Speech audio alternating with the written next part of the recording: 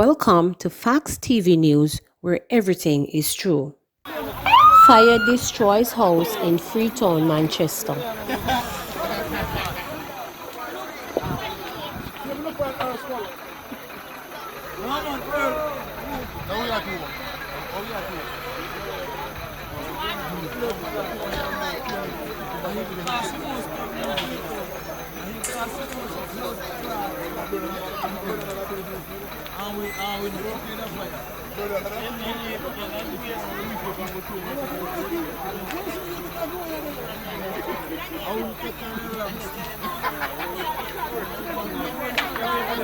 Occupants of the house lost everything as the fire rages.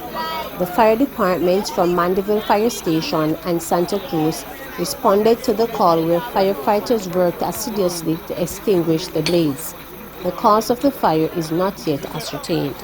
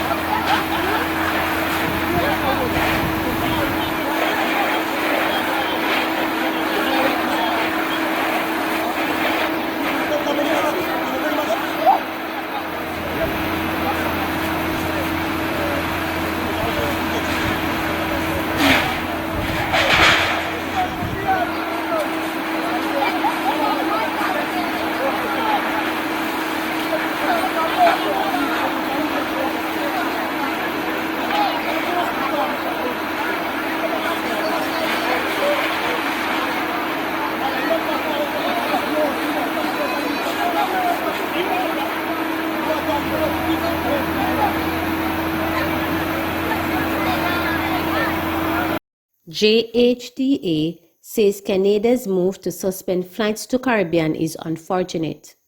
President of the Jamaica Hotel and Tourist Association, JHTA, Clifton Reader, has described as unfortunate the decision by Canada's four main airlines to suspend service to the Caribbean and Mexico over concerns about the spread of COVID-19, in particular the fast-spreading variant strains.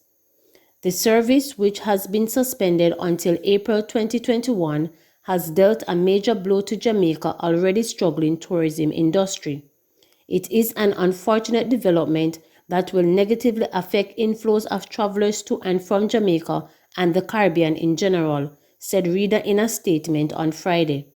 Despite the likely negative consequences for Jamaica, Reader argued that no one can fault a government for doing what it feels is necessary to protect its citizens from what has proven to be a deadly virus. Reader noted that although Canada has had reduced movement across its borders for several months due to the ongoing pandemic, we, the JHTA, had hoped that the approval of several vaccines would begin to see a reduction in travel restrictions and opening up of borders now closed due to increased numbers of positive results over the past months. Only last week, we got the news that the USA had recorded a 35% decrease in their case count readings, and with the ramping up of their vaccination program, we are hoping that nothing catastrophic occurs that would cause them to feel the need to take the Canadian approach, said Reader. Of note is that more than 75% of visitors to Jamaica come from the United States. Any similar decisions on the US side to the one taken by the Canadian authorities would have devastating consequences for the local tourist sector.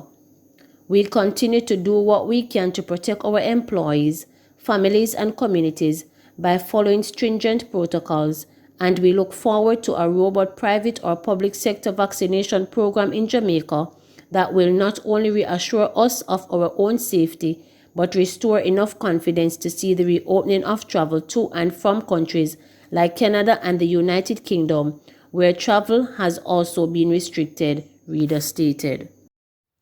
45% reduction in road deaths so far, bikers still main concern.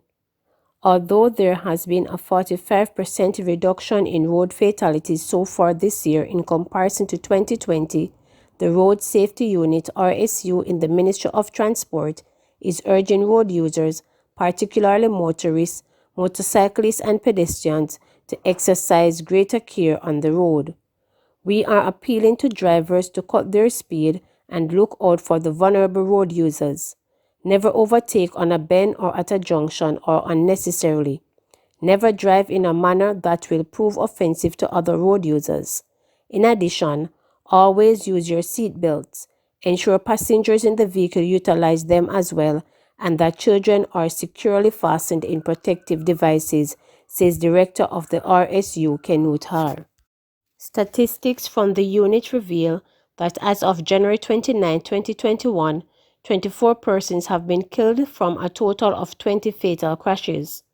22 of the persons killed on the roads were males and 2 were females.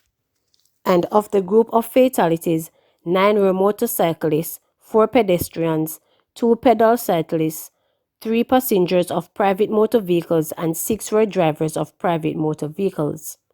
In relation to last year, fatal crashes and fatalities have decreased by 46% and 45% respectively. Up to January 29, 2021, there were 37 fatal crashes, which involved 44 fatalities. Motorcyclists, with the 9 fatalities among them, have accounted for 38% of the road deaths so far this year, and St. Catherine, with 6 fatalities, has accounted for 25% of the deaths.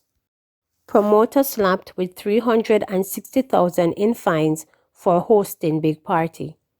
A man who was charged with breaches of the Disaster Risk Management and Noise Abatement Acts were fined a total of $360,000 when he pleaded guilty to the charges during his appearance in the Trelawney Parish Court in Ulster Spring last week. The accused 38-year-old taxi operator, Donovan Mendez, was fined $60,000 for failure to obtain permission from the police superintendent, $200,000 for hosting an event with more than 15 persons, and $100,000 for failure to wear a mask. The Waitabit police reported that on Sunday, December 27, at about 5 p.m., a police team went to a location called City and observed more than 800 people at an entertainment event. The promoters were reportedly instructed to end the event and were warned for prosecution. But when the police revisited the location after 10 p.m., they found that the party was still in full swing. Mendez and a 28-year-old former Roshane McFarlane of Rock Spring, Trelawney were subsequently arrested and charged. Woman believed to be the mother of deceased newborn baby now in custody. A woman is now in police custody and is to be questioned after the body of a newborn baby was found in Lewis Store, St. Mary last Tuesday. Police investigators have theorized that the baby belongs to the woman, who is said to be in her 20s. She turned herself in to the police on Friday after a search was launched for her. It was reported that a farmer found the baby's body in a pool of water in the Lewis Store area on Tuesday, sometime after 5 p.m. An alarm was raised and the police were summoned. The body of the baby, which had signs of decomposition, was removed to the morgue pending a post-mortem examination.